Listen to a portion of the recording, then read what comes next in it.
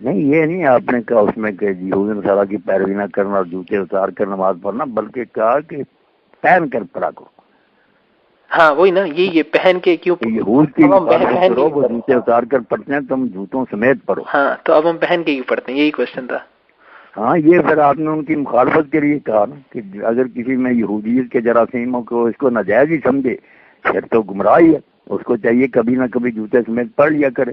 اور آپ جو کہتے ہیں مسجدوں میں تم کیوں جوتے اتارتے ہو، یہ تو بات بیٹا کامن سینس کی بات ہے. کوئی بستر پر جوتا لے کر چڑھ جائے یا اس طرح دریاں بچھی ہوئی ہیں، اب مسجدیں ہیں پختہ، وہاں فرش لگے ہوئے ہیں، جائے نماز بچھے ہوئے ہیں، ان پر تو ایسے ہے جیسے کرسی اور میز پر کوئی جوتے سمیت بیٹھ جائے. یہ تو کم عقلی کی بات ہوگی. مسئلہ تو الگ ہے کہ اگر کھلی جگہ آپ پڑھ رہے ہیں میدان وغیرہ میں جنازہ ہو رہا ہے یا نماز، کیوں جوتے اتارنے؟ وہ پہلی حدیث تو اس کے مطابق یہ دیکھ لو کہ جوتا اتار کر کے اس کے ساتھ کوئی گندگی وغیرہ تو نہیں لگی. اگر لگی ہے تو اس کے لیے آپ نے یہ نہیں کہا کہ دھو، جوتے کو پاک کرنے کے لیے یہ کہا کہ زمین پر ذرا رگڑ دو، پھر اس میں پہن کر پڑھ لو.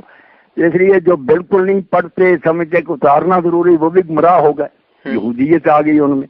اور جو کہتے ہیں کہ ضرور پڑھو جوتے میں، بے شک مسجد میں صفوں پر ہی پڑھنی، یہ بھی خام خواہ ہے. یہ کوئی بات نہیں، ماحول دیکھے کہ یہاں جوتا اتارنا چاہیے یا نہیں. صحیح. آپ کہتے ہیں جوتا اتارنے کی جو روایت سنائی کہ جبریل علیہ السلام نے یہ بخاری شریف کا حوالہ بھی دیا ہے. جی انہوں نے تو یہ کہا بخاری میں، مجھے تو نہیں ملی ہے بخاری میں. نہیں بخاری میں تو میرے خیال میں نہیں، ابو داؤد وغیرہ کی روایت تھی، چلو دیکھ لیں گے. نہیں مجھے بھی ویسے نہیں ملی، میں ڈھونڈی تھی. نہیں بخاری میں نہیں میرے علم میں، پھر بھی چیک کر لیں. چلیں صحیح.